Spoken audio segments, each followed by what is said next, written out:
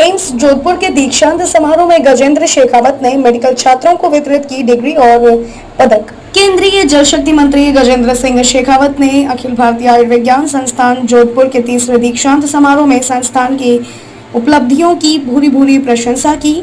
शेखावत ने कहा कि जोधपुर एम्स चिकित्सा क्षेत्र में इतनी लंबी रेखा खींचेगा, शायद उस रेखा से पार पाना देश दुनिया के किसी और संस्थान के बस का नहीं होगा। शेखावत ने दीक्षांत समारोह में जोधपुर एम्स में शीघ्र 150 बेड का ट्रॉमा हॉस्पिटल बनाने की जानकारी भी दी। समारोह में केंद्रीय मंत्री शेखावत और संस्थान के अध्यक्ष प्रोफेसर SC शर्मा ने मेडिकल छात्रों को डिग्री और पदक वितरित किए।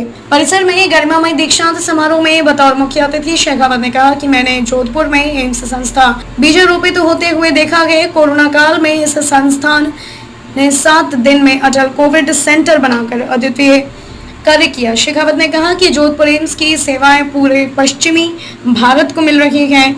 अब तो यह जानकर खुशी होती है कि पंजाब के लोग भी यहां इलाज के लिए आते हैं। शेखावत ने कहा कि इस संस्थान को और सुदृढ़ बनाने के लिए प्रयास किया जा रहा है। एम्स में सभी विस्तार की आवश्यकताएं हैं। मुझे आप सबको बताते हुए बहुत प्रसन्नता हो रही है कि विस्तार के लिए जिस भूमि की आवश्यकता थी, उस भूमि के हस्तांतरण की सारी औपचारिकताएं पूरी कर ली गई है। मैं देश के चिकित्सा मंत्री मनसुख मांडविया का अभिनंदन करना चाहता हूं। उन्होंने जोधपुर एम्स में 150 बेड का ट्रॉमा हॉस्पिटल आवंटित किया है। केंद्रीय मंत्री शेखावत ने कहा कि प्रधानमंत्री ने जोधपुर एम्स को अपने बधाई संदेश में कहा कि मैं कामना करता हूं कि कैंसर और कार्डियोलॉजी के क्षेत्र में जोधपुर एम्स स्वीडन की विशेषज्ञता और सहयोग से आरोग्य के क्षेत्र में जल्दी एक बड़ी सेवा देने में आने वाला है।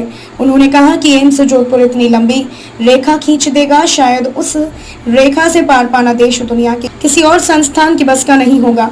कार्यक्रम के अंत में एम्स के निदेशक डॉक्टर संजीव मिश्रा ने केंद्रीय मंत्री शेखावत को स्मृति चिन्ह भेंट किया।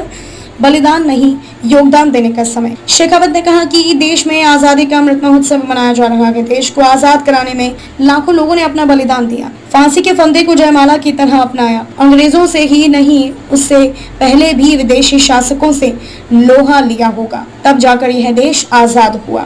हम सौभाग्यशाली हैं। इस समय आजादी के 75 वर्ष पूरे होने पर आयोजित अमृत महोत्सव में शामिल हो रहे हैं।